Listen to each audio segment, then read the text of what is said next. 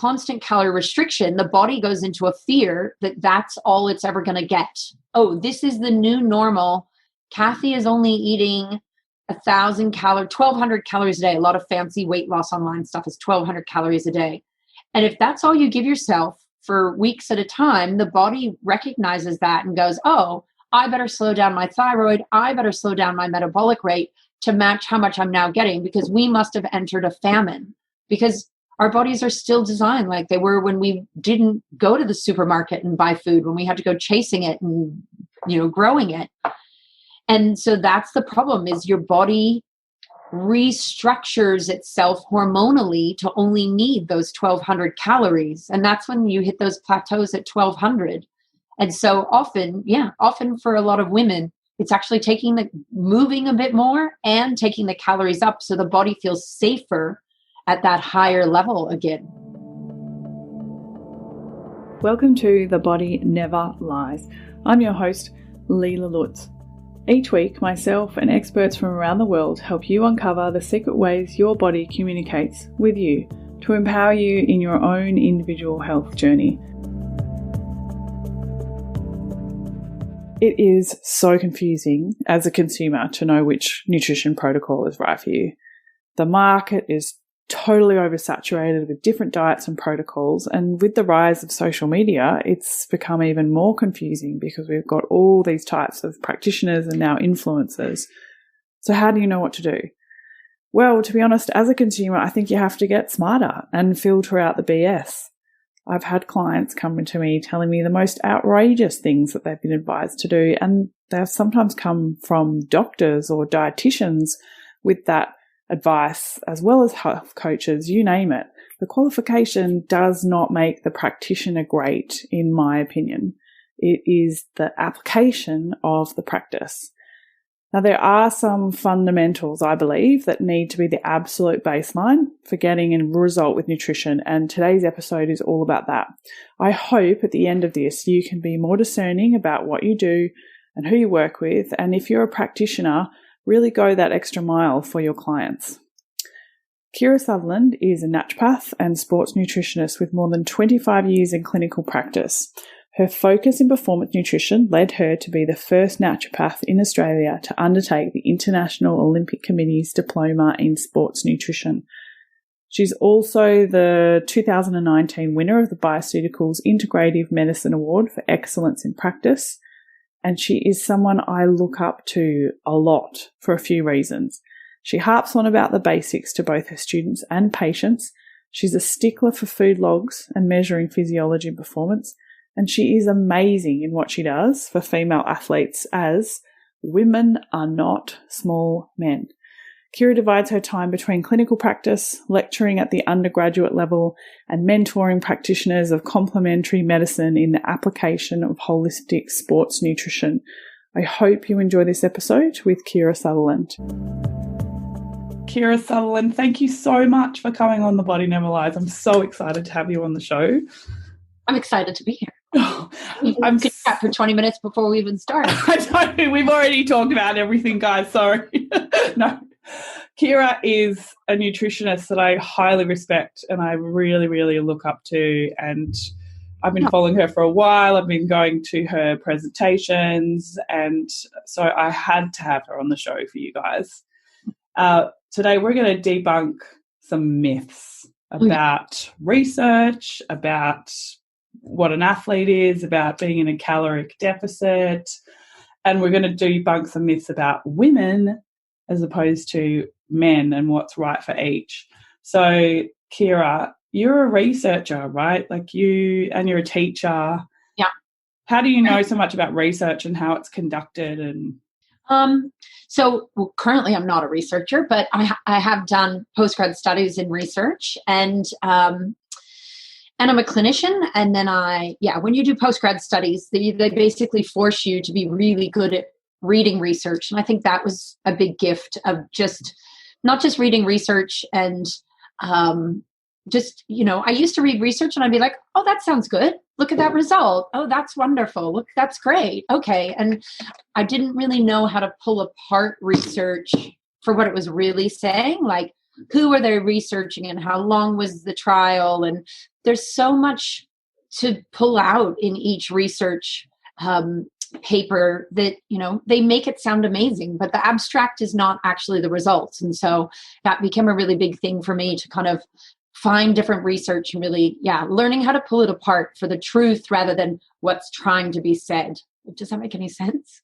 Yeah, I think so. I mean, and when you do a clinical trial or study, they're looking for something specific, and it's almost like they have tunnel vision, right? And they're not looking at anything else. And it's hard because you got to design a study, and you have to, create exactly what the parameters of the study are going to be looking at. And often you'll read a study and you go, oh, wouldn't that be amazing if they could have done this, this, and this that was wider, but then it would have cost 5 times as much money, or you can't include everything in research. So as much as research gets picked apart, it is hopefully trying to do the right thing. But we often there's a lot of shortcomings, like the whole controversy around, do we research with women in a study or not? Because women change the statistics incredibly, because we through our periods, through our cycles, through our hormones, we react really differently over the month. And so by including women in a clinical trial, it can create a lot more work statistics wise, but it can also just blow out a study to be 3 times as long, which just might not work. So a lot of times women have really been left out of that equation over the last 30 years because they call it women are too tricky. We're in the too hard basket. Whereas I think it's more, we're dynamic and we're 51% of the population. We need to be researching women. And we are now. There's been a really big push the last couple of years, but there's a lot of shortfalls with research looking at women and men and actually pulling apart statistics of how do women respond versus men rather than clumping us all together. Yeah, because we are so different, right? And in a good way. And if we can honor the good ways that we're different, we can actually, women can be, competitive. No, I don't want to say competitive, but we can play in the same field as men in some ways if we're treated as women. Yeah, and we, if you do a trial with men and women in it together, but you don't actually tease out the statistics of how the women responded versus the men, you also aren't really seeing what's happening for the women or the men. So there's a big problem with that with the diet culture. A lot of research with the ketogenic diet, with all kinds of different diets, fasting, intermittent fasting. An enormous amount of that research is just done on the male body, and women's bodies respond, our hormones totally change the game. Yeah. And what about the state of health of people in the clinical trial? Well, it depends. I mean, you can figure out who they've researched, and that's really important as well. Like a lot of diet research is done on inactive, obese people who are going to have an incredible response if they finally start exercising, if that's part of the study, or if they finally start being cautious with what they eat, right? Because they've gone from potentially a very poor diet to a really, great one. There's, with athletes, I work a lot with athletes, but then again, you can't get elite athletes into clinical trials because they don't have the time, or they don't want the downtime from training, or they don't want to do obviously like a muscle biopsy. But what was deemed an athlete for that trial, and it's often college age, it's university men that want the money, probably to support their beer habit. I'm being typical. It's probably not quite true, but 19 to 24-year-old men in a clinical trial is totally different to a 45-year-old perimenopausal female. We're going to react differently. But even a 19 to 20-year-old man who's getting to hang out and with his mates and study and, has no stress in life really because it's just getting exams. I'm not putting down college people at all, but to a 45-year-old man who's got a mortgage, 3 kids to am I going to keep my job through this pandemic? All that stuff. That's a totally different state of physiology. Yeah. To a college student. Yeah. I mean, but it's and I think all researchers would love to have that perfect environment and the perfect people. I'm not having a go at the research. I'm just saying we as individuals, every time we read research, need to look at who actually was the cohort of people being studied, and how were they studied? What did they make them do? And can that be translated to the general public? Can it be translated to women, to men? Yeah. And I think then as well, it's like looking at it in clinical practice, right? Yeah. What actually works. Yeah. Right? Like as a clinician, a nutritionist, a health coach, whatever you are, how are you actually referencing your own work, looking at your clients' progression and everything, and relating it back to the research and go, is this actually working? Yeah. And, I'm a clinician first, right? I've been in clinical practice as a nutritionist and a naturopath for 25 years this year. And there's things I probably do with clients that aren't crazy, but do I have incredible research to back it up? No, I hope the research is coming. But sometimes you find things that work with clients, and it's not crazy stuff, but it's stuff that maybe isn't deep research yet, but it's working because you see it. You have your 15 clients that get incredible results with that. So I'm also willing to extrapolate and use the research, or use what works in clinic, right? I don't always have to be 100%.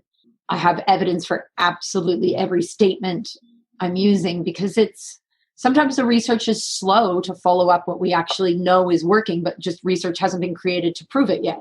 Did that make sense? Yeah, totally. And I think as well, like for you, so if you're working with an athlete and they're, whatever sport they're playing, you work with them for seasons and, a lifetime of sport. So you get to see, like, that is better than any research study, because a research study is only a few weeks, whereas you work with that athlete for 4 years, between Olympic Games or whatever their sport is.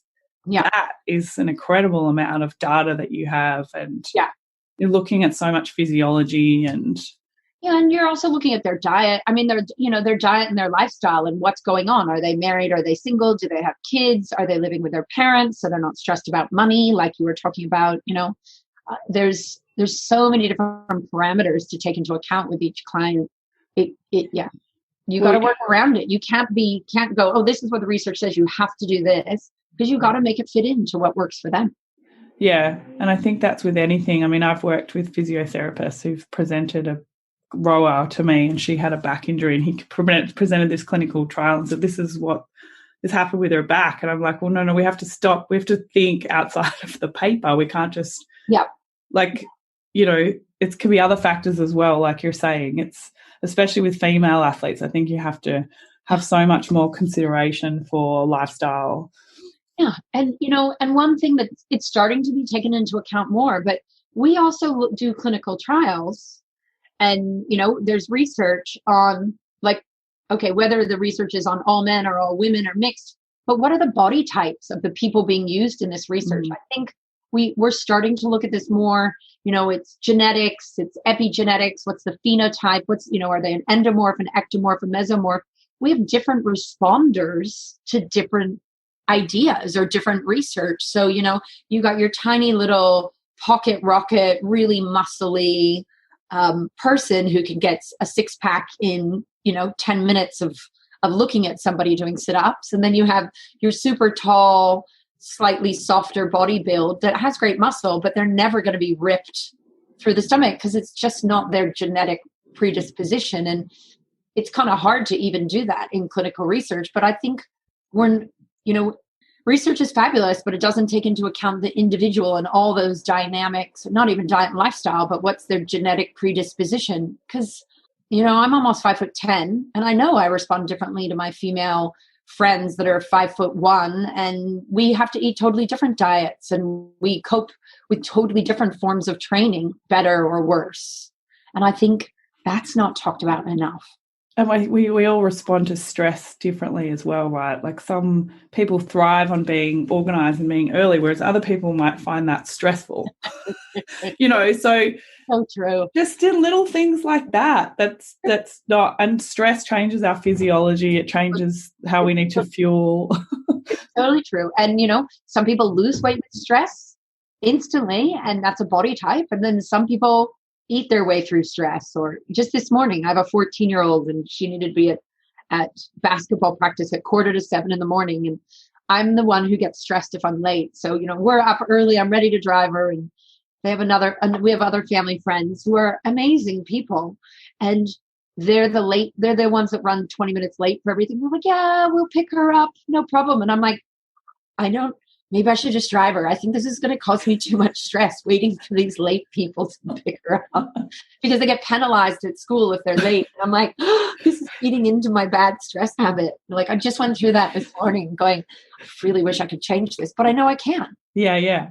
But then also you're going to need different things on those stressful mornings as opposed to a morning. You know, I find it interesting to women who talk about fasting in the morning. I'm like, cool, okay, do you get up in the morning and do your gratitude journal and sit and stare at the birds and talk to the trees, or are you getting up going, everybody get ready, we're going to be late? Yeah, exactly. I sit somewhere in between those two. Yeah. Like that has to come into account, right? Like for some people, like I find the morning the most stressful part of the day because when I get to my desk, I don't have to think about anybody else. It's just me now, so I'm not stressed anymore. Yeah, it's so true. It's so true. It depends on how old your kid is and how organized they are, right? So. Oh yeah. Well, I've got a 3-year-old who likes to go, why? Oh, I'm very happy to be past that. I've got a 14-year-old who's like hyper organized. Like I'm a hyper organized person, so it's like, thank God. That's caught up with her. Mornings are easy. I'm not. Yeah, she gets up by herself, and if I'm not there, it's okay. But yeah. It's so So we're in this 5 a.m. waking up, but the birds are talking, Mum. It is time to wake up. Oh yeah. We need the time to change, right? It's about to be daylight savings. So oh my God, a 3-year-old at 5 a.m. No. So we're up naturally at 5 a.m. at my house. Here's body types, and we wake up at 5 to train. My husband and I. That's our natural wake up time. Well, see, that's an interesting point too, isn't it? Like, even just are you a nightingale or you're a lark? You know, I'm a morning person. I could get up and sit on my computer at 6 a.m. and come up with best ideas, like everything. But ask me to work after 6, so I'm like, don't talk to me. Don't talk to me. I turn into a sloth at about 5 p.m. I'm so glad you said that because I do too. Oh my God. And I have these clients like, I go out and I, run after work and then this and I'm kickboxing at 8 p.m. And I'm like, I'm getting ready for bed at 8 p.m. Yeah, and this is so important. These are all the things that when you're working with a practitioner, they need to factor in. They need to treat you as a person. You're not just numbers on a piece of paper, numbers on your blood test, numbers on the scale, blah, blah. No. It's a person. So different. So research is helpful, but we need to look at it with this holistic view and in context of everything that's going on. So I really hope that people can think, well, I don't know if I should do that diet just because it was in the paper and, Yeah. I mean, it's interesting too, because I find a lot of dietary trends precede the research. I agree with that. Yes. I was going to ask you about that. So I call like new diets that are coming out lately, I call them popular diets or pop diets, I say, and often, and one of my favorite things is to read all the pop diet books. I mean, I love reading my research and going to all my seminars that I got to learn from and all that stuff. But pop diet books are fascinating because often those are coming out ahead of the research. Yeah. And they inspire some of the research, or they've taken a tangent off of research to look at something else. And so I'm not against the pop diet books. I'm not saying you should follow them all and they're all the be all to end all, but I think it's a fascinating area to look at what's hitting everybody's brain or what we're learning on social media. I'm not saying social media is correct by any means, but it's fascinating. I would agree with that because I was thinking that keto is so popular now and I'm like, but I already tried keto like 10 years ago. Yeah. Well, and things also get recycled, right? Yeah. Like Atkins did keto, but that was a high protein keto. I remember that being popular 20 years ago and then popular 20 years before that. And now keto's moved into the high fats. But I think as a clinician too, you're like, didn't I go through that phase already 10 years ago? But then things recycle back around and they get more and more extreme, which I also think we need to be careful of, right? Like, yes, there's a place for low carb with some people at some times. Yes, people are having too much carb in the general public, but then everybody takes it so far and everybody moving into keto. And that can work really well for some people and not for others. And again, we're only starting to have the research on this now, but women long-term on keto can have a lot of other consequences, but it's never been studied. We haven't looked at women's hormones and ketosis long term, and intermittent fasting, which kind of it piggybacked off of keto. And so people then are doing these fasting windows, which is great. We were eating too much. We were snacking too frequently. But now people are going to such an extreme, and they're like, oh yeah, I fast until 12. And then I keep meeting all these people that do exercise at 9 a.m., but they keep their fasting window open even after exercise. And it's like, you can't do both. You can, but we go to such extremes that sometimes it's to our detriment. Like once you've exercised, you need to refuel, except maybe once or twice a week where you can get away with not. And people are wondering why the wheels are falling off when they're, trying to do this tight fasting window, but they're trying to exercise still at their normal 6 a.m. That doesn't work for the body's physiology. You've used your fuel. You need to refuel. It's tricky, but I guess it keeps us in business. It does keep us in business. We'll never run out of business. The top books keep coming and messing people up. I have to be here. Yeah. Well, I think what's really important to mention here is, and this is really where the difference is between working with someone in nutrition as opposed to working with your doctor, because for me, I'm really adamant about food diaries, food logs. Because people say, oh, no, I did this and I do this. And then they write a log and they're like, oh, shit, I don't. Oh, no, they don't know. No, people are, even me. I don't remember what I ate yesterday. Do you remember what you ate yesterday? I could every single thing? Yeah, no, because I'm a good snacker if I work from home, which this year has been bad for. But yeah, no, I'm huge. I'm a food diary queen. I love food diaries. I have editable food diaries for people. They can do on their, computer. You can handwrite them. You can do apps. But every client of mine ends up with a food diary, unless there's some eating disorder where it's going to cause a trigger. Yeah, I agree with that. And I find food diaries so helpful because people are becoming more and more unconscious of what they do, and they're automatically go, oh, I need to lose weight, so I'll eat less. So people come to me and go, I want to try fasting. What do you think? And I'm like, okay, well, let's do a food diary first and see. And then I go, well, you never eat lunch, so you're already fasting. Yeah. Well, there is actually research that says if you change absolutely nothing in your diet, you don't exercise more, you don't change what you're eating, but you keep a food diary, the majority of people will lose weight just by keeping a food diary. There's research showing that, because you become aware of all of those little snacks, all the little bites, that little walk by and the grab of the 10 cashews. Yeah. Absolutely. Well, yeah. I remember, I've got clients too. And for me, I get my clients to write their emotions in there. Oh, yeah. Yeah. I have clients who say, they're like, oh, wow, I didn't realize how I would be so proud of myself if I could go hungry. I just push through hunger. Just little stuff like that you start noticing about yourself. That's so important. Because we're totally unconscious with how we eat or if we feel full. Like I said, I have a 14-year-old, so you're the one with littler kids, but we overfeed little kids. I'm not saying you need to stop feeding them, but I remember having my daughter little and you got snacks freaking everywhere. Oh, do you need a snack? Do you need a snack? Why are I'm sure I oversnacked my child.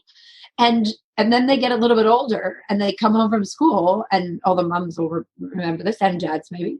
And they're like, I'm so hungry. I need to eat now. And it's 4:00 and you're like, but dinner's in just an hour and a half. And they're like, no, I need to eat now. Yeah. Start crying. You're like, I sound terrible, but I don't normally do this. But I'd be like, you will not die waiting an hour to eat. I know you ate something 2 hours ago. Are you physically hungry? We don't teach kids, are they hungry or not? We just kind of over snack them at the moment. Well, I think the missing thing with kids, right, as well, is, I always explain to people, is the concept of eating a meal at a set time and a set amount of food is an adult concept. Whereas a child is I notice with my daughter, some days she just won't eat. And I'm just like, okay, she's not hungry today. And then other days she just won't stop eating. And then she'll grow 2 inches. And, they're much more in tune and connected with their metabolism. They are. And they don't need us to force feed them all the time. No, and it's a tricky thing, because I'm not saying not feed your kids by any means, but some days they're just not hungry. And if we as adults actually checked in on that, we would know that as well. When was the last time you physically felt hunger? Most people don't remember. No. Or they're like, I never feel full. And it's like, well, how conscious are you when you're actually eating? What are you doing when you're eating? Because all of us are on our phones, on the computer while we eat. We're not sitting and being present with that food anymore. It's so, so true. Yeah. And I love watching my daughter. She teaches me so much. Sometimes I remember like a few days she just ate meat and no carbohydrates. Yeah. But then for the next 3 days, she just ate fruit for 3 days. It does just balances out, you know. And you got to wonder if that's their body instinctively pushing for certain nutrients. Like, Yeah. I need a bunch of iron and zinc right now. I'm just going to eat meat. Yeah. And I want a bunch of antioxidants. I'm just going to eat the fruit. Yeah. Yeah. So we just have our whole house set up so there's different carbs, different proteins, different, and they're all just, and she can actually get them herself when she wants and set everything up. We're a Montessori family, so all the plates are in the bottom cupboards so she can get her own food, get her own drinks, and we don't have any junk food in the house, so she couldn't possibly eat anything that was bad for her anyway. So it's a free-for-all when she's hungry. Yeah. And she's that kind of personality. She's busy. She's like, I'm not eating. I'm busy. Yeah. It's amazing, isn't it? When you get busy, how you forget to eat. Yeah. You're not hungry. Yeah. Well, this is a problem I have with clients too, is looking at people who are busy and don't eat because they're busy. And it's a problem that I've had in the past too, but then eat like way too many calories at dinner time. Yeah. And it's not that you need to eat less, you just need to spread your food out throughout the day. Yeah. Well, that's why food diaries are so important. Yeah. And we do know, your digestion is, as much as everyone's into intermittent fasting, and if that's what's working for you, I'm not going against it, but your digestion is stronger and does a better job in the morning through about 2 p.m. We actually know that in research. Your insulin is more potent. Your digestion is stronger. In Ayurvedic medicine and traditional Indian medicine, they always talk about that. Your digestive fire is strongest between 10 and 2. But we now know, so is our insulin. Insulin's much more potent in the morning through early afternoon. And then it drops off at dinner when we're all jamming down these enormous meals. Yeah. It's crazy, right? And that's part of our culture as well. Like it's just pop in a piece of toast, put some spread on it and go. Yeah. Whereas the actual effort, we have a cooked breakfast every morning. It's our biggest meal of the day. As it should be. Yeah. And it's a family ritual. We do it together. We sit down and eat it together. But it means getting up earlier, means packing everyone's bags and getting everyone's gym stuff ready the night before. And so there's nothing else to do in the morning except cook breakfast. Nice. So it's getting to a place, right, where you can actually create the environment for the health stuff to happen and not get stuck in. I'm too busy to take care of myself. I'm too busy to. Yeah. It's tricky. It's about prioritizing and finding that time or what's going to work. Or like in our household, we've decided to try to eat earlier. So because I've got a 14-year-old that comes home at 4:30 and she's starving by that point. So it's like, why are we waiting until 6 to have dinner? We now eat at 5. Yeah. Right? And then you find you actually go to bed earlier, you sleep deeper. So we've just moved it. And my husband is like, but I work till 6. And I'm like, well, come home, eat, and then keep working if that's what you want to do. But it's been interesting trying to shift. And I know that doesn't work for everybody, but sometimes we get so stuck in our schedules that we don't want to change it. Yeah. But in reality, you can sit back and go, what could work better for everybody? Or, if we all don't get to eat dinner together, we don't. But if we all have breakfast together, like your family, that's a different situation. I grew up in a family where you always had breakfast together, not dinner. Yeah, it's an interesting one. I mean, COVID really changed it for us because Sean's working from home. So we've been eating dinner at 5 as well. Yeah. And we're all sleeping better. We all feel better. Yeah. And so the same, we'll both put Shanti to bed and we'll keep working after dinner if we have to. It's that 5 o'clock dinner is a game changer for us. Yeah. Yeah, absolutely. And it's funny because I find because you're not so tired by the time you're eating, you're not also snacking, waiting to eat. That's where if, you're going to ask me about weight loss and my clients and the general public and where everybody messes it up. Everybody messes up that's trying to be good. They're good.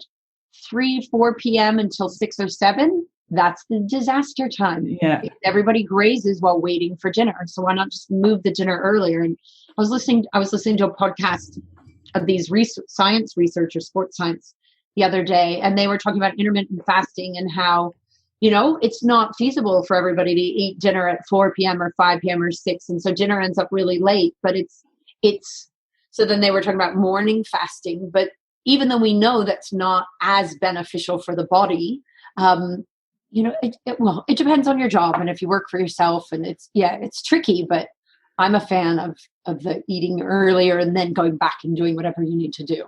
Well, yeah. And then I think for us, then we finish dinner by 6 and we're fasting until 6 a.m. Yeah. And it's an easy 12-hour window. Yeah, it's fast. I don't actually consciously have to fast because I'm asleep. Yeah. Exactly. I really want to talk about your super duper passion, which is mitochondria. And I've been talking about this with a lot of people who say to me, oh, what health coaching course should I do? And so I've been researching all the different health coaching courses, and this definitely was not taught to me, and I had to go and research it myself. Yeah. I think we're missing a huge part, and that food is energy, and that we need food to make mitochondria. And really anti-aging is about making more mitochondria, more cells, all that stuff. So I want to hear your nightclub story about mitochondria. Right.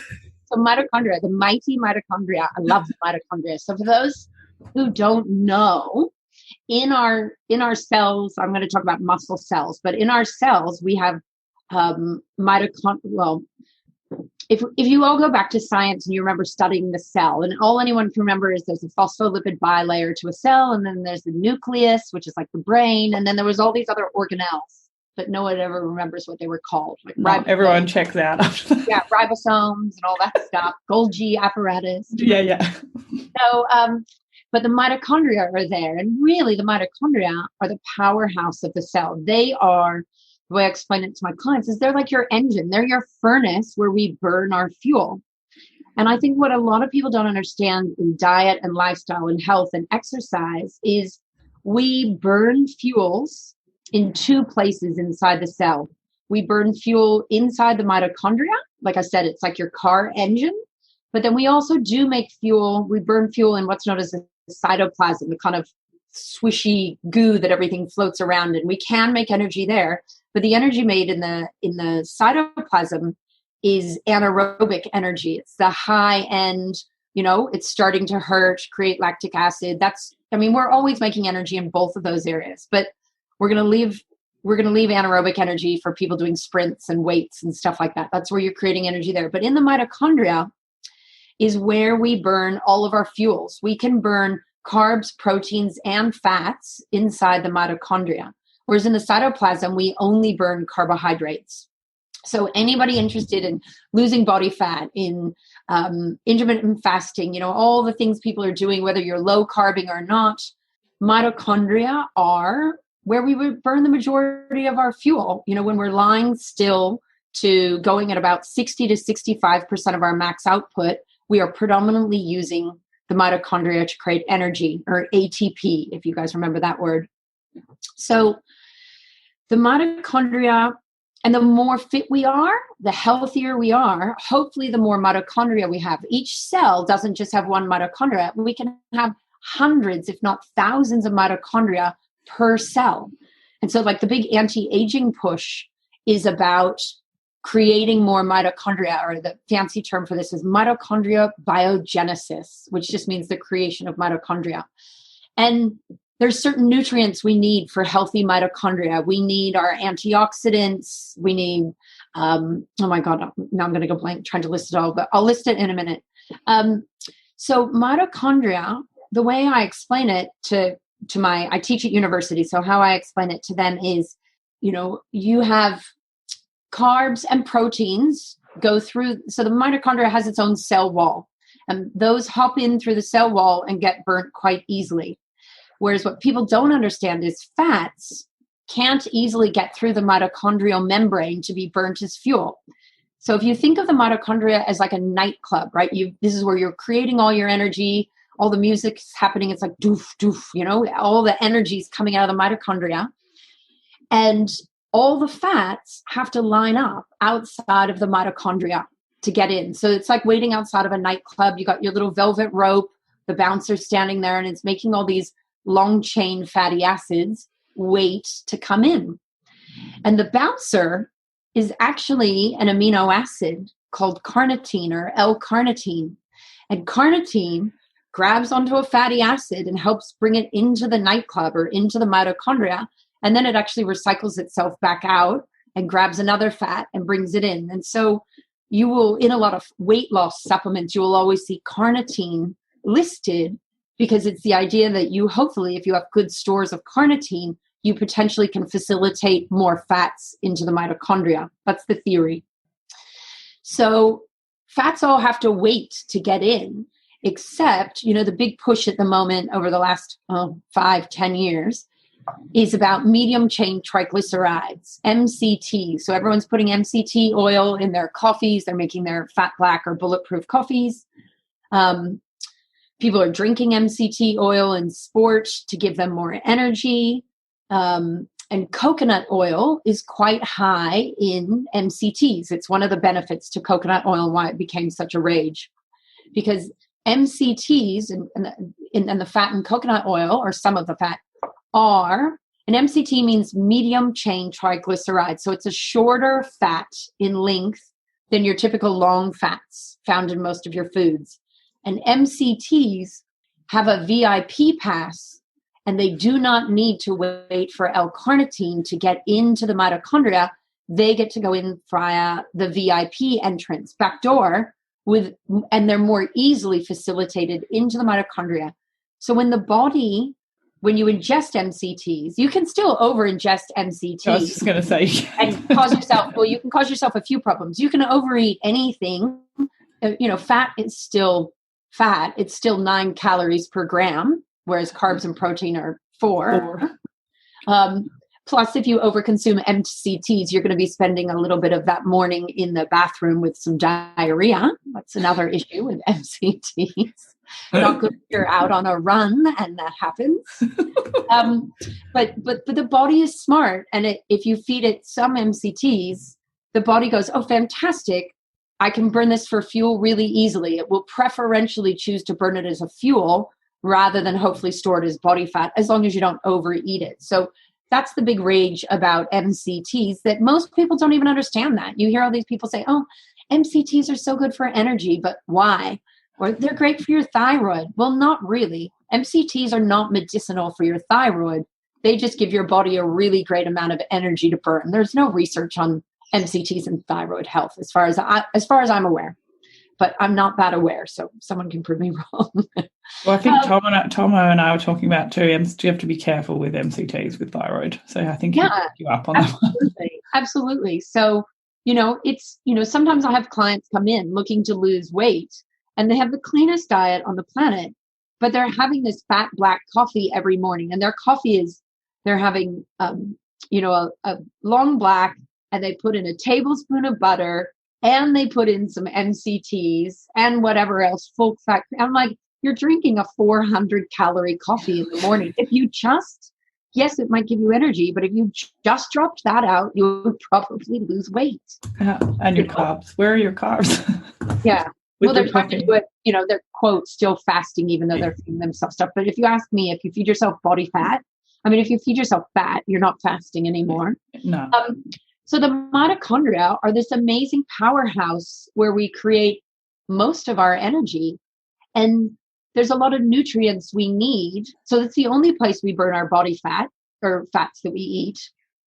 But we burn carbs and proteins there as well. And there are certain nutrients that are really important for mitochondrial health, for the mitochondria to be working properly, or for us to create more mitochondria. So nutrients like alpha lipoic acid, CoQ10 is vital for mitochondria. The mitochondria don't function properly if we don't have adequate stores of CoQ10. And now I'm not saying to go out and buy CoQ10, but like everybody on statins, the cholesterol lowering drugs, wipe out a lot of your CoQ10. So, one of the side effects of statins is people have muscle aches and they have exercise intolerance, and it's because they're low in CoQ10.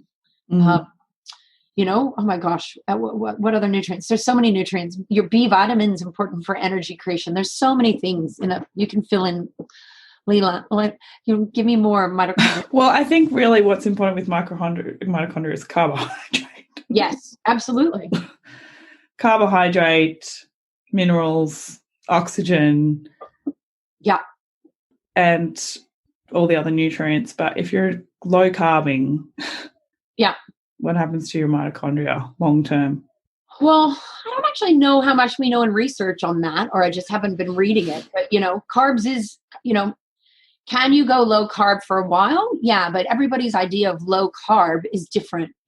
Some people will say low carb is anything below 150 grams of carbohydrate a day. Ketogenic is usually below 50 grams or even below 30. And, it's forcing the body. I mean, when we're in ketosis for, where you're having almost no carbs and a lot more fat, it is forcing the mitochondria to be functioning differently.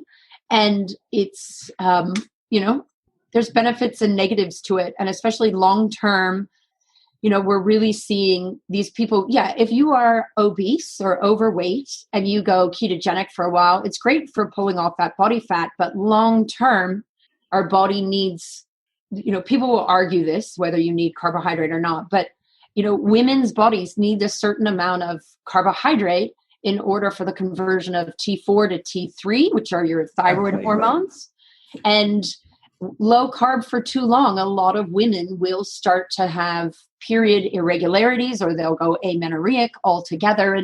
And yes, losing weight or performing at a certain level might be important for a short period of time, but ultimately a diet that messes up female reproductive cycle means it's not sustainable for women. And as much as people go, oh, I don't want my period. If you don't have your period, you're not making certain hormones in enough quantity to be laying down good bone density. You potentially are messing with your thyroid function, as you talked about, and then you're going to have troubles with weight gain if your thyroid's not working properly. So we have to be so careful. Sorry, I'm like having a monologue here. We think we know what we're doing with our bodies, but our bodies are so smart. We can't do these extreme things for long periods without there being consequences. Okay, I'll stop my monologue. Well, that's the thing, right? Stress is adaptive in the body. So if we're not feeding the mitochondria actually become slower and stop building as fast. Yes, they do. They do. And, damaged mitochondria, whether it's through type 2 diabetes, people that are overweight and obese, will have, at some people end up with what's known as mitochondrial dysfunction. The less exercise, the number one way to create healthy mitochondria is actually through exercise, movement. And people with mitochondrial dysfunction really struggle for their mitochondria to be doing the right thing and burning fuels properly, and then they end up more tired, and they will actually pop into carb burning at a quicker rate than people with healthy mitochondria. So you actually pop into, if the mitochondria are struggling, we start making a lot more energy in anaerobic energy in the cytoplasm, and that doesn't feel good. And it's you have a lot less energy as well. Yeah, I'm off on like 5 tangents in my brain. Sorry. Did that make sense? It makes sense to me. I gotta stop. As a podcast host, I can't just sit here and froth on what my guests are talking about. Sorry, well, I went for a monologue there for me. But I think this is the important thing is, and I always explain it to people like the fire. You want to have a good fire burning. You want heat. And if you don't eat enough, you're not putting fuel on the fire. There's no heat in the body. No. And there's down regulations. Yeah. Yeah. And your body protects you. It's like, holy shit, there's not enough food. So I'm going to slow everything down. And every time you diet or you do something extreme, it slows everything down even more. Yeah. And look, especially as women. Men can get away with so much more, or so it looks like, than, our bodies are so much more complicated and dynamic. And because we have to grow babies in them, whether you want to do it or not, doesn't matter. You've got that architecture of, it's just so dynamic and touchy with changes. And extreme things often work really quickly on male bodies versus female bodies. And then we wonder why. How many clients do you get coming in? They're like, my husband and I have been intermittent fasting, and in 12 weeks, he's lost 7 kilos and I've lost 0.5. What's wrong with me? Yeah. Why am I not doing it right? And it's not that anything is wrong with that female body, that's just how the body responds to what she's doing. There's nothing wrong just because we're not mimicking male bodies. We need to do it differently. Yeah. So let's talk about what's happening at rest in the body, because I think this is key for people as well. It's not understanding. If we did a whole podcast on sleep, and a lot of people not sleeping properly because they don't actually have enough energy to sleep. Yeah. It's not as simple as just removing fuel from the body, because your body, it's not like a car where you get in your car and you want to go somewhere and then you stop and you're not using fuel. Your body is using full fuel 24/7. Yeah. Yeah. Yeah. So, and go on. How do we look at, can you explain like the fuel we use when we sleep, and then plus our NEAT and then our exercise? Like, how do we work out how much we should be eating, and how do we work out what our metabolic rate is and that sort of stuff? Like, I think just explaining the basics of that for people will help. Well, I mean, oh my gosh. Yes, your metabolic rate goes down when you're not moving or when you're asleep. Sleep is a cleaning time for the body. It does a bunch of, do we want to use the word detox or not? But, your body does a cleanup. Your brain does a cleanup. Your liver does a cleanup. And your cortisol levels go really low. One of your stress hormones drops off at night so that you can sleep. Well, hopefully it drops off, because you've got cortisol and melatonin is what the body makes. It's a hormone that makes so that you can fall asleep. And those things kind of work in a seesaw not against each other, but opposite each other. So, it's I'm lost. Where do you want me to go with this? When you wake in the morning, when people talk about, people don't understand that we need enough calories to sleep. And so I get a lot of clients. So I wake up at 2 a.m. So the first thing I'm looking at is, do you have enough stored glycogen to be able to get through the night, for starters? Yeah. Okay, that's a great point. So glycogen, which is your stored carbohydrates in your body, is stored in 2 places. It's stored in your muscles, which helps fuel you when you're moving around, and it's stored in your liver. And your muscles typically have 3 to 4 times as much glycogen, usually 3, as your liver. So, the average person is going to have, 300 or 400 grams of glycogen in their muscles. And your liver is like, you see different things written, but, 70, 80, 90 grams of glycogen. And when we're asleep, our metabolic rate does go down, but your body is still fueling itself off of your liver glycogen and body fat. But yes, and so it's using your liver stores of carbs to keep you asleep. And people not, carbohydrates are also part of the architecture that helps you create neurotransmitters that also help to relax us and keep us asleep. So sometimes you'll meet people that are doing ketogenic diets or really low carb diets, and people will say, oh, you don't sleep as deeply, or you don't sleep as well, and that is often because you don't have that carb helping hold you or create that cascade of chemicals to help you stay asleep. Yes, having a little protein snack before bed can also help with that, but that kind of goes around blood sugar levels and maybe stabilizing your blood sugar levels while you sleep. But, if we go back, oh my gosh, there's so many different things with sleep. And good quality sleep is I think if people aren't sleeping properly, nothing else gets done well, because you're hungry more for the rest of the day, because you're tired, and then you eat the wrong things. And I think it's really that important part too of understanding that your muscle, so if you're training, you need to be able to sleep to actually build the muscle. Like we talked about this in another podcast episode. The stimulus that you create in your gym or on your training, like your ability to adapt to that stress of training and actually have a fitness response or a muscle hypertrophy response is completely reliant on your recovery, which is being able to sleep and having enough fuel in the tank to actually. True. So true. And you can't, maybe at 20, you can keep pushing relentlessly and get away with it for a couple of years. But and you see this a lot with people that work out at night, and then they're trying to lose weight. So they're like, oh, I work out at night and then I'm not hungry after I work out. So do I have to eat after I train? And that's like my big thing. You have to eat after training. Yes, if you're trying, there's certain types of muscle adaptation where people will go low carb after training. It's called sleeping low. sleeping low glycogen.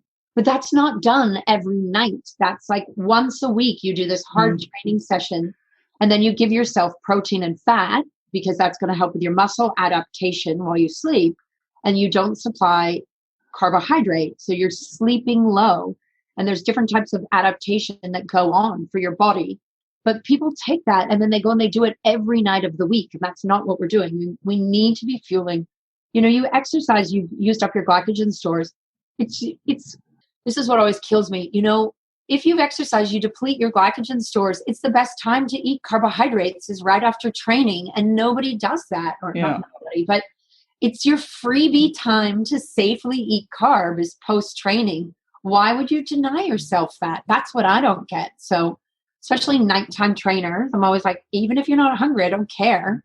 I want some glycogen replacement, a little bit of protein, having soups, a salad with some protein and a bit of rice, or, I just think we shortchange ourselves so often in that goal for trying to be low calorie, but there's better times to be low calorie rather than right after training. Well, I think it's too, we're so obsessed with weight loss. Like everyone's just so friggin' obsessed with weight loss, and that weight loss is health, where actually health is performance and energy, and weight loss is an end result of all of those things. It's not the first goal, it's the last goal in a sense that I say to client. And it's getting the engine squeaky clean and really good at energetics, and the weight loss happens after. And doing things like that, what you were talking about too, I think is really important. You would only do that with a client who you knew could have adequate glycogen stores through the night before you took away some glycogen. Yeah, and they don't. But I think the problem is these theories come out and then people apply it every night of the week. And it's like, no, that's meant to be one night a week where you sleep low, and then the next morning you don't go and you don't do HIIT training or CrossFit or flog yourself doing something. The next morning you train low glycogen, but it's supposed to be a recovery training. And if you don't know what recovery training is, then you shouldn't be sleeping low to begin with. Seriously, like if you're like, what's a recovery session? Find out what that is first, because slow, easy. It's a lot of sports nutrition is tricky because it's created for an elite athlete. And you have all these principles of how to get that last 1% to 2%. Whereas 90% of the people that we know, yes, I have my elite athletes I work with, but I also have Joe Schmo doing Ironman or running marathons or just going CrossFit, or the mums getting fit up for having a baby. Do I have to apply all my elite athlete things to these people? No, we can change it to suit who they are. And I think we get very lost in the latest and greatest science for the elite.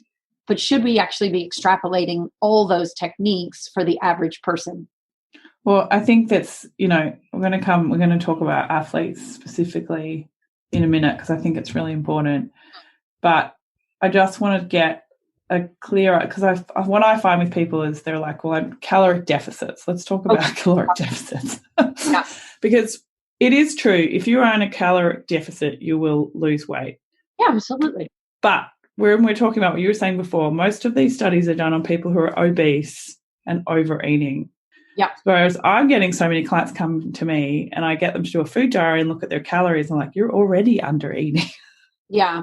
Yeah. And then you want to do more of a caloric deficit. So let's just talk about calories, because people need, I think, to get some clarity on calories and how many calories we need to function.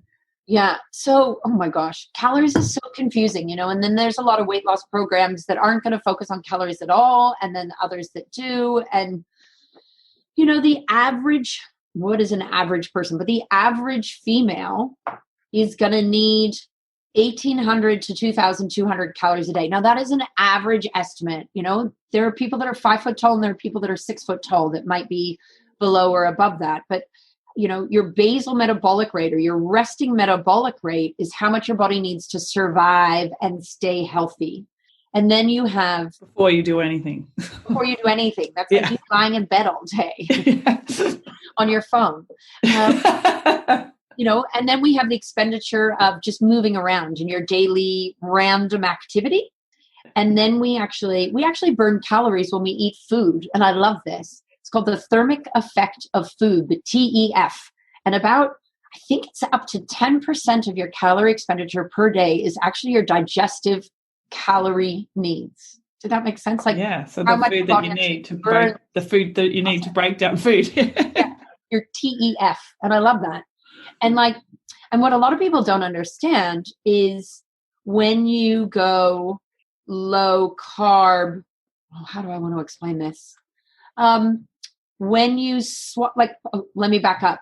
Protein is harder for your body to digest than carbohydrate. So when people start to increase their protein in their diet and decrease their carb, but say they were eating the same amount of calories per day, the people eating a higher amount of protein would automatically lose weight more than people eating the same amount of calories if it was carb. Did that make sense? Yeah. Because protein has a higher TEF than carbohydrate, right? And it makes you feel full, more full. So calories are, you have basal metabolic rate, you have your incidental calories from running around after people and kids in life, you have your TEF, but then the biggest amount of calorie expenditure that you have better control of is how much you exercise. And so that's your biggest variable. And so we really need to be looking at all of that. And, how do people know how much? Well, you can look up charts, you can Google it. There's lots of little calculators on the internet where you can actually do calculations. You can go the expensive way and have a DEXA scan, which is a big full body scan, which is going to tell you your bone density, your lean body mass, your fat mass, and it will give you an estimate of energy expenditure per day for you.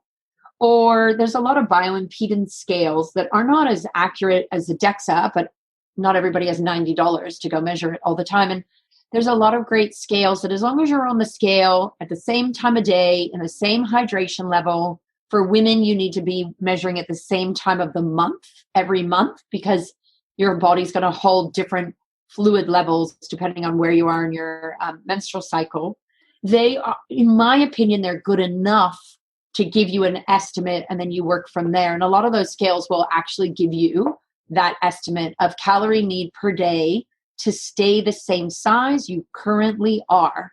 And then depending on what you're trying to do we need to be in a calorie deficit to lose weight? Yes, you do.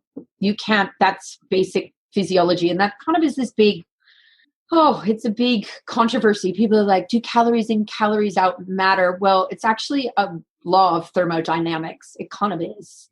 But do we have to focus on calories in, calories out to lose weight? Not always. It's more, as we talked about before, the food diary, being aware. But we also underestimate how much we eat by up to 20%. And that's where the food diary comes into place. Or if people start using apps where they log how much they're eating, and if they actually take the time to weigh their food to see how many calories they truly are eating, that is the real game changer, I find, for a lot of people. And I think it both works way under and over. I tend to work more with undereaters. Yeah. Massive undereaters. And so for me, it's about helping people get their metabolism moving. Yeah. And getting it back and functioning. And I think that's really misunderstood as well, especially for women. Yeah. If you're in a caloric deficit and you're not losing weight, there's a problem with that. And you can't just eat less. No. And you can't just keep going less, because what's happened is you've damaged, is that a correct word? You've damaged your metabolism. You've crippled your metabolism. What you're talking about is, constant calorie restriction. The body goes into a fear that that's all it's ever going to get. Oh, this is the new normal. Kathy is only eating 1,200 calories a day. A lot of fancy weight loss online stuff is 1,200 calories a day. And if that's all you give yourself for weeks at a time, the body recognizes that and goes, oh, I better slow down my thyroid. I better slow down my metabolic rate to match how much I'm now getting, because we must have entered a famine, because our bodies are still designed like they were when we didn't go to the supermarket and buy food, when we had to go chasing it and, growing it. And so that's the problem, is your body restructures itself hormonally to only need those 1,200 calories. And that's when you hit those plateaus at 1,200. And so often for a lot of women, it's actually moving a bit more and taking the calories up so the body feels safer at that higher level again. And it's so tricky. I mean, you must find that with clients. It's really tricky because you have to there's a lot of mental stuff in this. Oh, yeah. There's a lot of emotional stuff. So it's a lot of moving through food diaries with those women is a lot of emotional stuff and holding space for those women, because a lot of women who've been doing that have been, you know, they don't have clinical eating disorders, but they have what I call orthorexia, or, you know, just these kind of mindsets where they're like, the less I eat, like, you know, I'm so proud of myself for being hungry all day and not, you know, eating and stuff like that. So it's really emotional, but I think it's really important because I've actually worked with a couple of athletes who are under eating, and their coach is telling them to eat less because they need to lose weight. There's huge power lifter come to see me who's eating 1,700 calories a day. To get down to the next weight class. And, you know, this is really important too when you're working with a trainer or someone, like you really need to be qualified. Or know what you're doing to, like, so if I had an athlete, I would send them to Kira because sports performance is not my thing, right? So I don't know how to safely help someone to lose weight whilst not losing performance. It's not my area. And it's very hard. It's a very tricky, fine area. And with a lot of elite athletes, I mean, there is a lot of research on that, how to do it safely. Rowers are the classic elite rowers, you know, often have to make weight, and then and all the boxing and kickboxing and all that kind of jujitsu and all that stuff. They're always trying to, you know, because you're better off to sit at the highest end of a weight bracket, because then you're stronger dealing with people that weigh less than you, right? And it's tricky because there's a lot of very bad ways to stay low enough, or there's the very healthy but long-term ways to get low enough. And it's a battle. And a lot of athletes are performing in weight classes that are very hard for them to stay in. And that's really tricky. Well, I know. It's like sometimes it's like someone needs to make the decision that they need to move into the next weight category.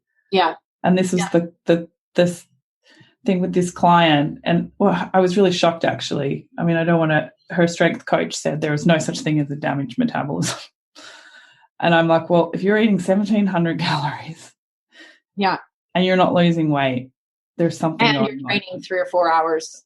There's something, you know, and whether we say damaged metabolism, and, you know, maybe legally, physiologically, we shouldn't say damaged metabolism, but we have done something to the hormone balance of the body that it is not coping. Maybe we'll rephrase it. I think that's wise. And we need to look at, you know, the nutrient status of the person and what's happening, you know, what is the actual foods that they're eating of 1,700 calories too, because sometimes when people are really focused on calories, they're not focused on the quality of the actual food they're eating. So they're also eating empty calories as far as nutrient, you know, is it nutrient dense food or not? It's so tricky. You know, there was a great research piece that came out about 1.5 years ago called the Matador study. And it was on overweight and obese men, but they were looking at 2 weeks of weight loss and then 2 weeks of not doing a weight loss program. So they took all these men and they taught one of the best things about this study is everybody was taught how to eat healthy, like to actually eat proper, good, nutritious food, not donuts and freezies and, you know, whatever 7-Eleven Slurpees or whatever they call them here. So everybody was taught to eat healthy, and then you took one group and they were put on, you know, a calorie restricted weight loss for 12 weeks straight weight loss. And then the other group was put on cyclical weight loss. So 2 weeks they were on calorie restriction, and then 2 weeks they were on calorie maintenance. And what the researchers were hoping to see, and what they did see, was there wasn't the metabolic slowdown that can happen with that 12-week intense weight loss. They were hoping to keep a lot of those hormones higher so that there wasn't that, I know we're not supposed to say metabolic damage, but there wasn't that slowdown that happens with chronic low dieting. And they found they didn't have the slowdown like you with those cyclical ones. Plus, you also have people coping a lot better because they're not restricted all the time. I mean, they weren't off doing blowouts for the 2 weeks that they were allowed to release their eating a little bit. But you also mentally it's a lot easier to go, oh, I'll be strict for 2 weeks and then I'll relax for 2 weeks and strict for 2 weeks. And so I've started employing that a lot with clients because mentally you can handle it. Yeah. And I think too, I was even talking about this with Keith when I was interviewing yesterday. We were talking about sometimes having a client on their 1,800, 2,000 calories a day, and then you do one day where it's 1,500 and see what happens. And then go back to you've got to play around with it and see what the physiological response is, other than weight loss, not just weight loss, energy. How's training going? You're still keeping your period doing, so do we do that one day a week? Do we do that 2 days a week? 2 days a week, what is your threshold with that? And is it actually increasing your metabolic rate overall? Yeah. And there's so much to factor in, and that's why there's nutritionists. And there's so much to factor in, and then there's also, we're all different. I might cope better with 2 days a week, low calorie, 5 days a week, higher calorie, that style of intermittent fasting. Other people are going to cope better with, a tighter fasting window. Everybody's body is going to respond differently. And that really comes back to your body's hormones, your body's thyroid hormones, what happens with your stress hormones, because, you jam up your stress hormones too high with certain styles of eating or not eating, that's going to put the brakes on it as well. It's just like you interviewed somebody about sleep. You don't sleep properly, your stress hormones go up, and that says to your body, let's hold on to everything. And you're not going to, you don't lose weight when you're not sleeping well. No, you don't. No. And you have to meet yourself where you're at. And this is what's key. Like for me at the moment, I'm metabolically damaged, and I post quite a lot about it on my Instagram, and we're still working out why that is. I think it might be because I did a protocol to detox from mold, and one of the binders that helps get mold out of the body is actually a cholesterol-lowering medication. So I took a cholesterol-lowering medication for 2 years. Did you? And this is fascinating. I really want to talk about this in another separate thing, because I actually think that it's making the mold people worse. What did you take? It's cholestyramine. I know zero about pulling mold out of the body. I refer people, we have our little areas that we specialize in. So the minute I see that, I refer them on. What did you take? Cholestyramine. Wow. So it's found to have an electronic charge that binds mold to it, basically, and then you poop it out. Yep. But, of course, the net effect of that is that you take cholesterol-lowering medication. Yeah. And I think this has really gone under the radar. And I'm starting to wonder, so my friend Tomo, I keep mentioning, his endocrinology PhD is all about pollution and thyroid hormone. So he would say, establish your energetics to be able to detoxify yourself. And there's all sorts of other things that you can do, not do this cholestyramine. And I think I have serious metabolic damage from the cholestyramine. So I've always been a person. So my metabolic rate for my DEXA scan was 1,800 calories. So I was eating like 2,200 calories. All of a sudden, I lost my appetite and packed on 25 kilos. Oh my God. So it's like, this is going to be something that I'm going to do more research and work into it, because I think the mold protocol is actually making people sick in other ways. And the other problem with it is they're suggesting mold feeds on carbohydrates, so don't eat carbs, all that sort of stuff, fasting and all this sort of stuff. And, it's very interesting. But it comes down to, we are such a dynamic homeostasis. Like the true word homeostasis is to stay in balance in the body, like to run at optimum and be in balance. There are thousands of mechanisms going on every moment we're alive to keep us in balance. And it's like, whether it's mold, whether it's viruses, whether it's, whatever it is that throws us out, when you try to rectify that, there's often that opposite reaction. Something else goes awry. And I think it's such a balancing. I'm going to go a little bit holistic here, but I don't even think we realize how hard it is to stay super healthy and how amazing it is when you are great and super healthy. And we should be so much more thankful when we are, right? Because if like somebody like you who's had mold illness, or like I had a post-viral fatigue that I had to deal with for a couple years, it's just clawing your way back to a better homeostasis is not easy. It's really not easy. But you say, looking at it holistically, you have to consider all factors. And I'm really big on people, like the people come and work with me who have mold disease, don't focus just on the mold, because it's not just the mold. Yeah. And if you focus on that one thing, they'll fuck you up. You'll go mental because it's so much, holism is so much more than that. And and I wonder with your treatment, so if you're on a cholesterol lowering drug, besides the fact that your cholesterol went a lot lower and so much of the body actually, the brain is so high in cholesterol, and I wonder if you also lost a lot of your CoQ10. And so the question there is, let's go back to mitochondria.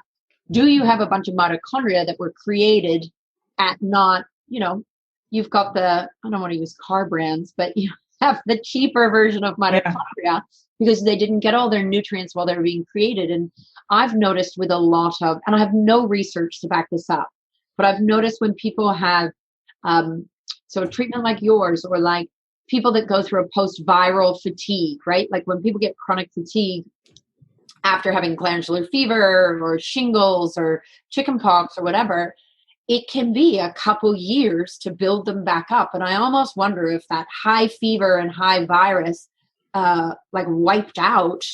I'm being very unscientific here, but just go with me. It somehow damaged the mitochondria. Yeah. And so they're not functioning properly for a couple years. And it takes those few years till your body creates better, stronger mitochondria again, until you feel better, until you metabolically, is it a 2-year process for you to really rebuild the mitochondria to a better functioning quality? I really feel that it is. And I often see this 2-year mark in people. It's really interesting, right around 2.5 years. And then they're like, it's finally all feels better. And 2 years is a long time to do a protocol to make someone feel better. But but for me, it's like, and this is what I post a lot about it is, okay, I'm 25 kilos overweight, but I'm making sure that I hit 1,800 calories every single day. Yeah. So I notice, so I'm logging, I use body temperature and pulse. A lot of the guys know that. I'm also looking at my sleep. If I miss my afternoon snack, I can't sleep. So my body cannot store glycogen. It just cannot. So it's so counterintuitive, and I guess this is why I'm so passionate about this topic, is because you automatically think, I want to lose 25 kilos, I should eat less. And everybody tells you, like, everyone's like, why do you eat so much food? Like, my mom says to me, you eat too much, maybe you should eat less, But because people just are so, that's not my mom being a bad person. That's how the world thinks. You want to lose weight, eat less food. So I'm pushing myself, but I have to force myself to eat 1,800 calories. Yeah. And I have to force myself to eat a certain amount of carbohydrate because I'm not hungry. But when I do that, I sleep better. And this is the key thing of like why you need to do a food diary, because I wouldn't know that, because I don't think about that stuff all day. I don't want to think about that stuff all day because that's like orthorexic. I just want to write it down and look at it once a week and go, oh, okay, cool. So I don't get hungry at 3 o'clock in the morning, 3 o'clock in the afternoon, but I get a headache. Yeah. So I know I need to go and have a piece of fruit and a piece of cheese, and then I'll sleep. Like, it's just something so simple.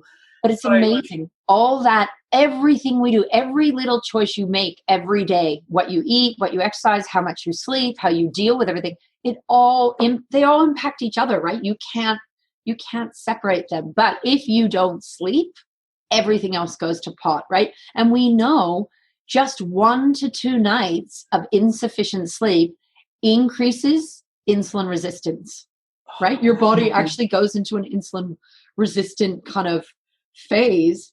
So, people wanting to lose weight that aren't sleeping properly, doing, from their diet or whatever, sleep is king, queen, whatever.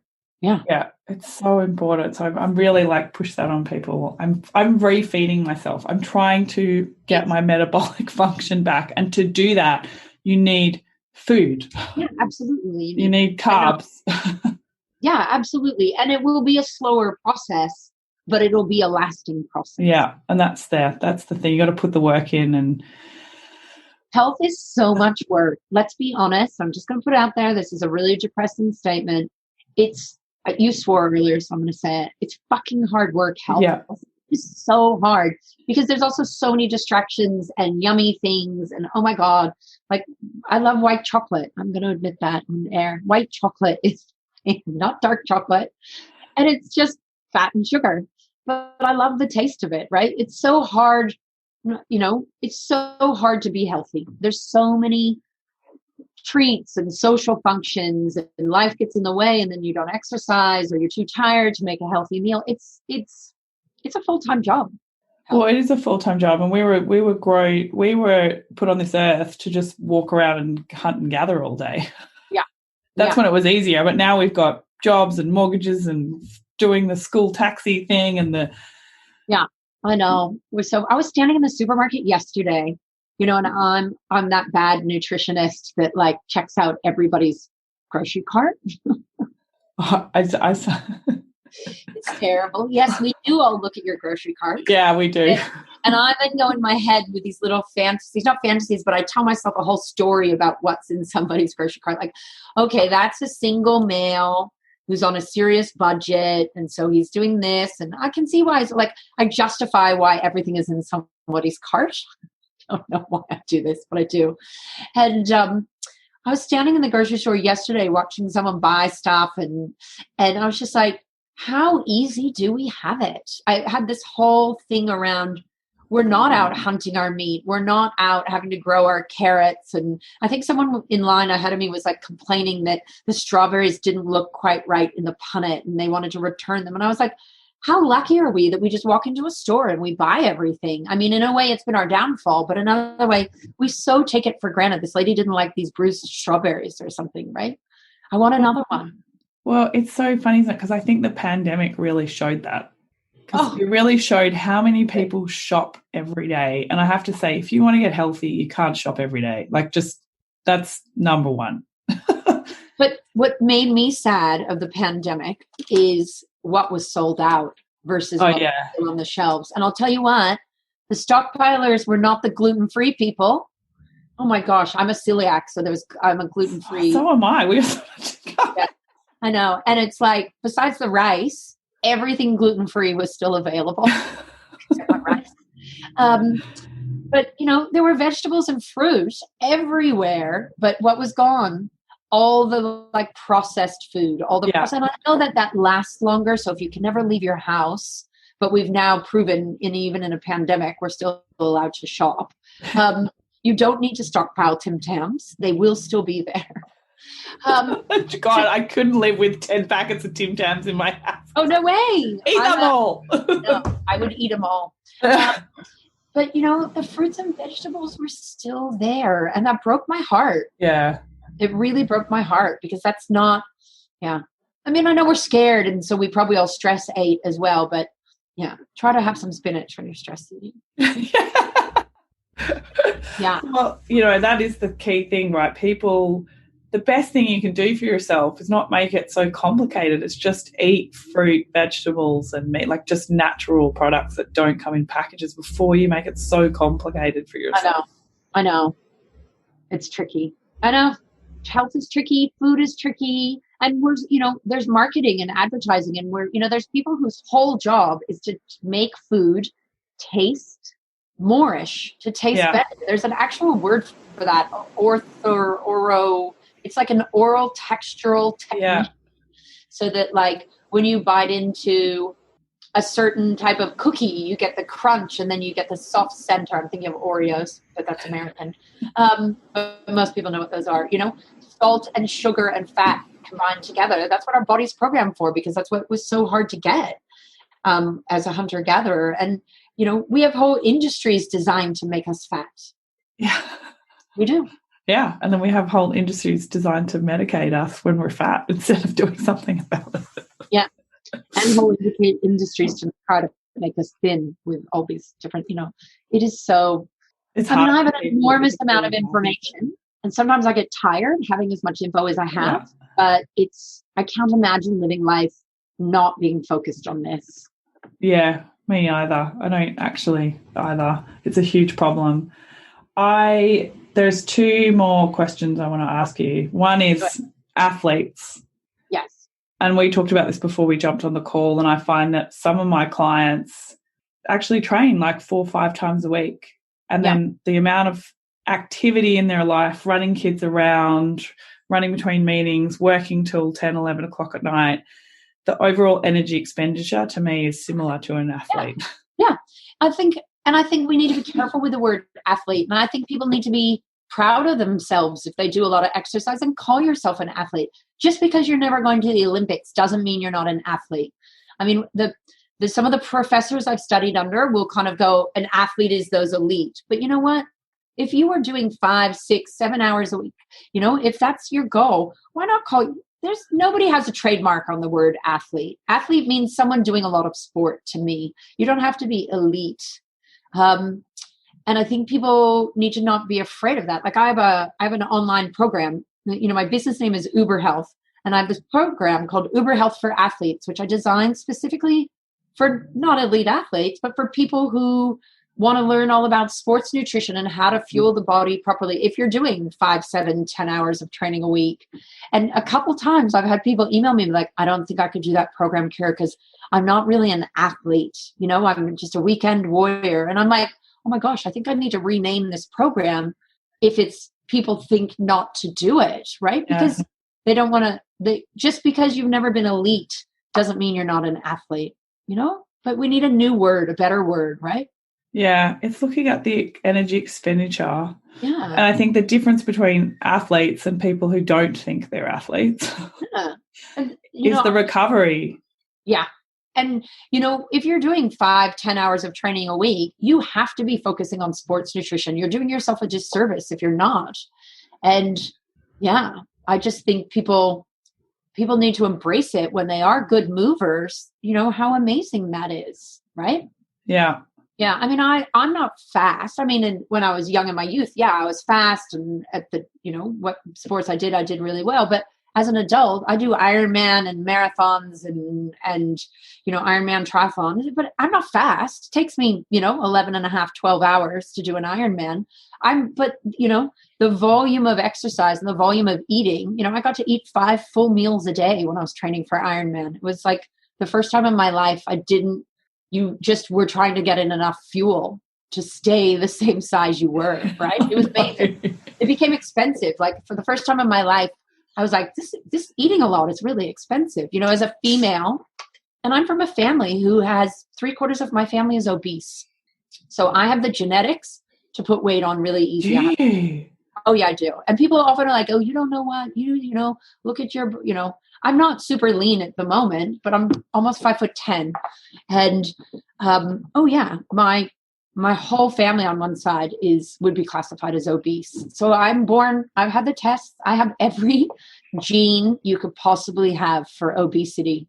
And it was part of, I guess, my story at the age 9 or 10, watching relatives going, I do not want to go down that route. I was lucky that I love sport. And it was probably why I studied nutrition, because I just didn't, it might be my genetics, but I hopefully can keep those genes turned off by doing enough sport and eating healthy. So I know what I battle to stay lean. Oh, but you see, every time I see you, I just think you're this Amazon goddess. I would have been good. I have Viking background. I'm Viking heritage, Scottish. I would have been a badass shield maiden. I need to dress up like a Viking for Halloween one year. You do, or like Xena warrior princess. That's who you're like. Yeah. That's Kira's physique to me. Yeah. Like this is so important, genetics as well, because I'm Sri Lankan. So yeah, I mean, I'm tall, but I'm Sri Lankan. Like we're skinny. Like we find it so hard to put on muscle. Yeah. So hard to put on weight until you take cholesterol medication for 2 years. Yeah. But then at the same time, everyone in my family has thyroid disease. Oh, isn't that interesting? Low or high? Low. Oh, interesting. So, and I think half the women in my family are undiagnosed, but we all are have the thyroid middle, estrogen dominant middle, and the jowly face, and so you really are. Like, I don't want to say like you're saying your genetics predispose you, but there's a weak link. Yeah.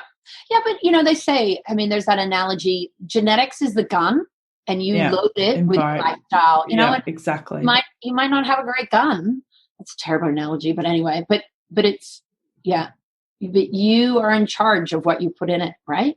Totally. You're totally in charge. But you are going to have genetic predisposition to certain ailments for sure. But if you know what those are, you can make sure that area tries to stay healthier.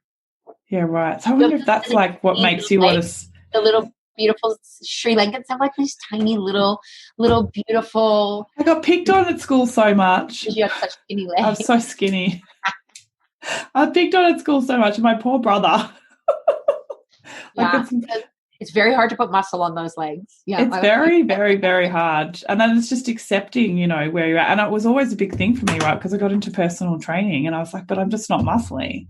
And you're never going to be. It's not your body type. No, so you just forget it. Stop stressing yourself out. And then I met this power lifter who's got an Asian background too. She does not have any muscle on her body, but she's a competitive power lifter. It was amazing. And then some Asian backgrounds have incredible muscle density. Yeah.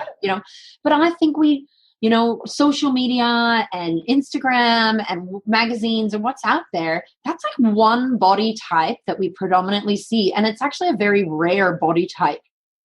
That pure, like in the modeling industry, that is a pure, what's known as an ectomorph. Tall, super skinny. Those are those friends that can eat like pizza and never gain weight. Yeah. And there's 5 other body types that aren't anywhere near that. Yet we're holding up this body type that's so rare as that elites to move towards. And I think we really need to embrace that diversity of body type, and all of our different ethnicities go into factor your body type as well. And people need to embrace that. Like, I'm tall and strong. That's how it's going to be. Well, it's so funny too, because it's often women putting that depiction on how they should be as well. Because like most men, they're like, no, I want some curves and I want some boobs, and they don't actually like that heroin chic model kind of look. So it's interesting what we think as women about ourselves. So I work with a lot of teenage girls. It's an area I really like. Not once they're in completely disordered eating, obviously they have to go to the psychologist, and there's other people that specialize in that. But I love getting them and trying to teach them about, why don't we look at what is your body type? What is your natural body type? And what is it at its healthiest? Is it going to look like? And then what sports are great for that body type? And I think this is something that's not taught. Years ago, like 30 years ago or 25 years ago, I read this book, again, back on Ayurvedic medicine, so Indian, and it was called, I don't even know if it's in print anymore, but it's called Body, Mind, Sport. And it looked at, Ayurveda uses body types that are similar to our Western phenotypes, like endomorph, ectomorph. And it was saying, look at your body type, and then there's certain sports that you're going to excel at because of your body type, right? Like a short, stocky person shouldn't do high jump. I mean, that seems kind of obvious, but, there's strength sports that are better for body types, or long distance. If you look at the Olympics, you'll see the body type usually that's most beneficial for that sport. And this whole book was like, we need to steer kids into sports that are correct for their body type, because that's where they're going to excel. Yeah. And they're going to feel good about themselves, and they'll be comfortable with their body. And why are we not teaching that in our schools and in our in our teens? What's your body type and what's its benefit? Right? Like, absolutely. I know my daughter is going to be muscled like me and tall. And yes, when you're 3 and 4 years old, you can go do a ballet class. But then I'm like, let's move it to hip hop. Let's move it to, modern dance if you want to do dance, because that's more appropriate for your body type, right? Or she now plays AFL and basketball because it's her perfect body type. And you look out on the field and not everyone, there's shorter, faster people, but, you can see they thrive because they're doing sports correct for them. Yeah. And I think that has a lot to do with body confidence and weight loss, because if you're doing sports that you're comfortable with for your body, it's going to be great for your body, right? Do you have the body for CrossFit? Do you have the body for gymnastics? I'm not saying don't do sports just because of your body type, but does that make sense? Yeah, it totally makes sense. I mean, I think there's a place like, all women should do weights training. Everyone should do weights training because of bone mineral density. Like if you want to run, if you want to be an endurance athlete like Kira, that's great, but you still need to do strength training. Absolutely. And how many women you finally meet that break down and all these years of trying to do these sports that don't work, and they're like, I lift heavy and I love it. And their body types that have denied themselves how beautiful and strong and muscled they are, and they start lifting heavy, and they have the best body confidence you've ever seen. That was a real game changer for me too. Yeah. Was learning how to lift really heavy weights. I know. It's good. Yeah. Go back to it. I have not been doing that lately. I need to go back. And, you know, I can't put muscle on anyway, so I'm never going to get muscle lifting heavy weights. But, you know, most women actually won't put on masses of muscle lifting heavy weights. They just won't. No. And you learn fast. Like, I know certain sports that bulk my legs really quickly versus other sports. So, you know, if I don't want massive legs, I'm going to avoid sand running and the stepper machine, which gives me quads for days because I'm the person who does lay down muscle really fast. Yeah. But yeah, it's the beauty of finding the exercise that works for your body. It's like all your tall, thin friends, you know, with that pure ectomorph body, they're loving their yoga, right? Yoga is great for everybody, but there's certain body types that thrive more with it than others. Yeah. All your tall bird-like or tiny bird-like builds, I always find. Well, that was me. Yeah. But then as well, you know, like I had to do some weight training so I could do yoga better. Yeah. And back to mitochondria. The more exercise you do, but especially like weights and, you know, what was I going to say there? I've just lost it.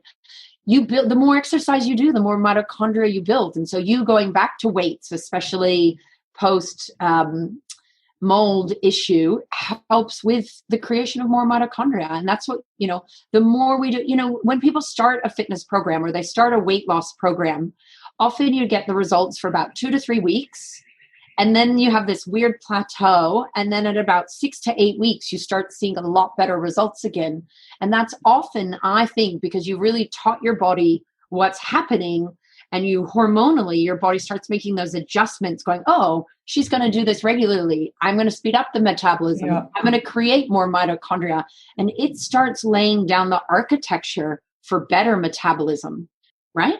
Yeah. And that's a big thing people need to do, because they get so depressed about that 4-week mark because they've kind of plateaued. And 6 to 8 weeks, all of a sudden you have this huge leap forward in weight loss or fitness because your body hormonally has responded to what you have done on a habitual basis. And it's also got to say that with the mitochondria. Yeah, you have to. And it's also having enough fuel to make mitochondria. Yes. And the nutrients. Yeah. Yeah. So I think a lot of people go, I need to lose weight, so I'm just going to run every day. And not eat.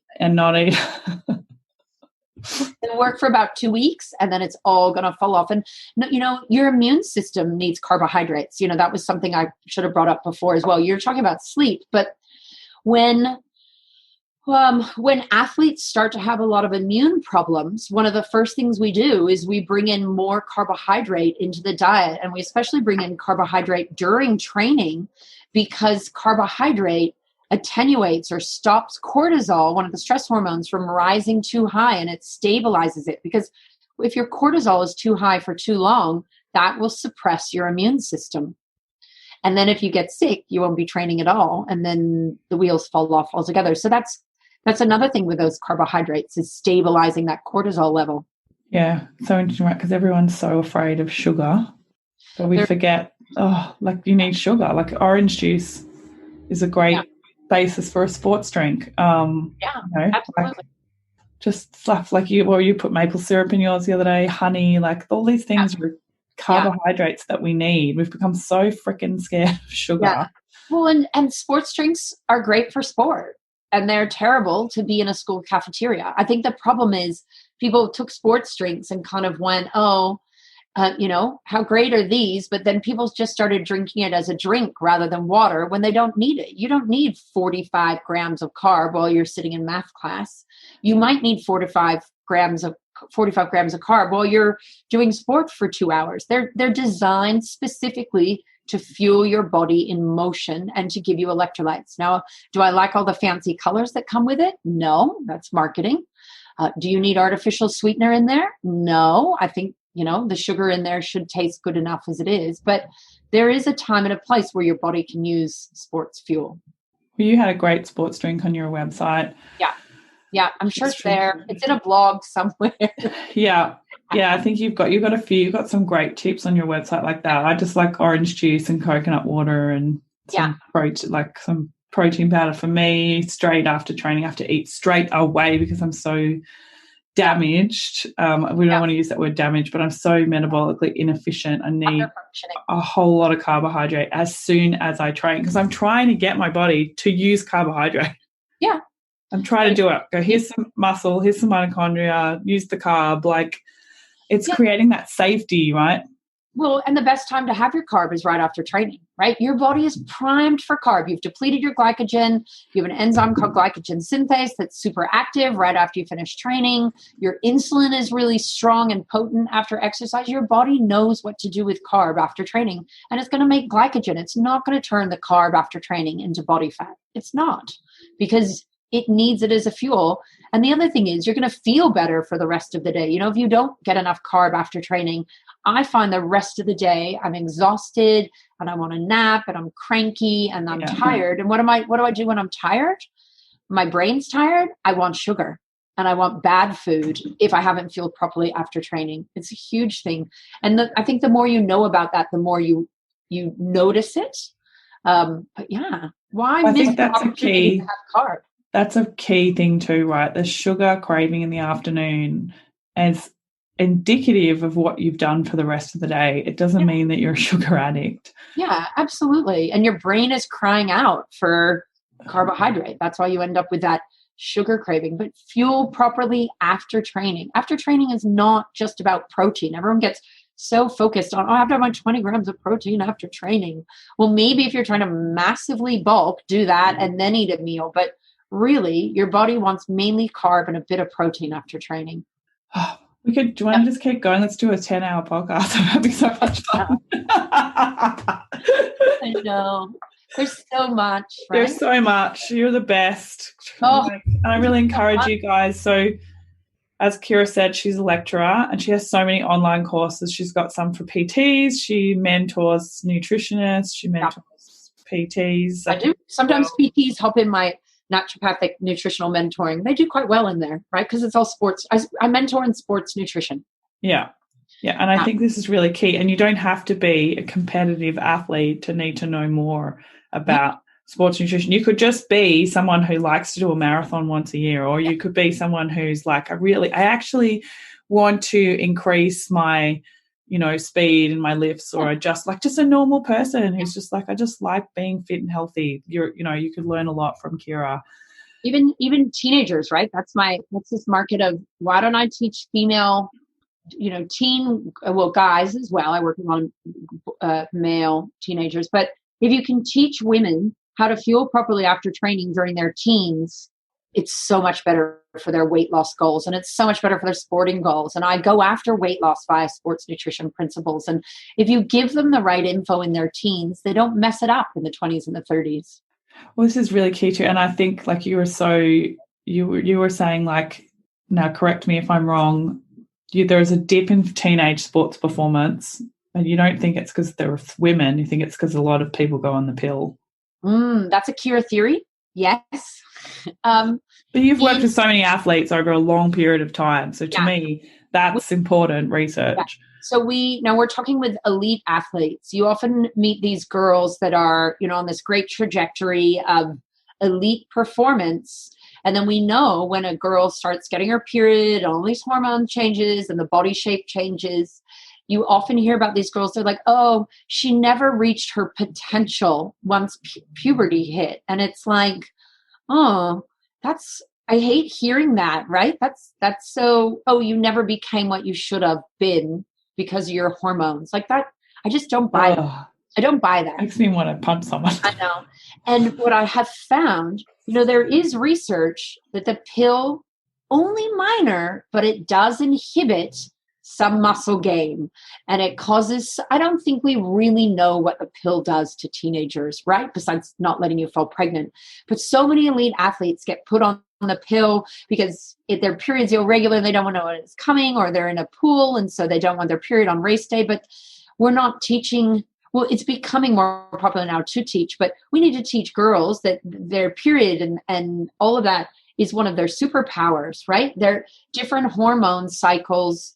You're going to train, different styles of training are going to be better depending on what part of the month you're in. And, what I found, and again, this is Kira theory, but I have a lot of elite athletes that were put on the pill because of regulating their period, because of sport, or because of pimples, or because they were having sex.